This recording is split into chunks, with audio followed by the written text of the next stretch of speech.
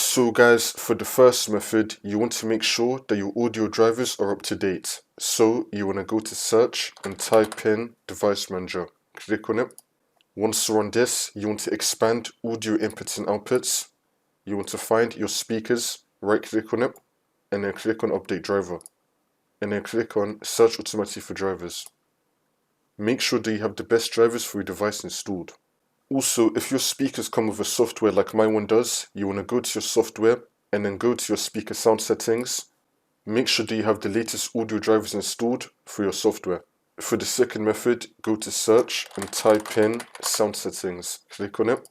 Once you're on this, you want to scroll down and then select more sound settings. Once this comes up, you want to find your speakers, double click on it, and then you want to go to levels. Make sure you have the volume turned up and that this is not muted. Next, you want to go to the Enhancements tab. You can try this. Select Disable all enhancements and then click on Apply. See if that works. If not, then just revert it back to normal. Now, you want to go to Advanced. Click on the drop down right here. You want to try DVD quality 48,000 Hz.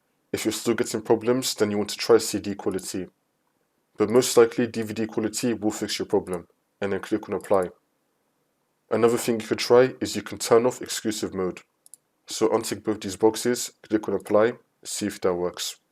Next method, go to search and type in check for updates. Click on it. Once you're on this, you want to click on check for updates. Make sure that your computer is up to date. For the next method, you want to unplug and then plug back in your speakers. Next method, go to search and type in troubleshoot settings. Click on it. Once you're on this, you want to click on other troubleshooters. And now you want to find audio. Click on run.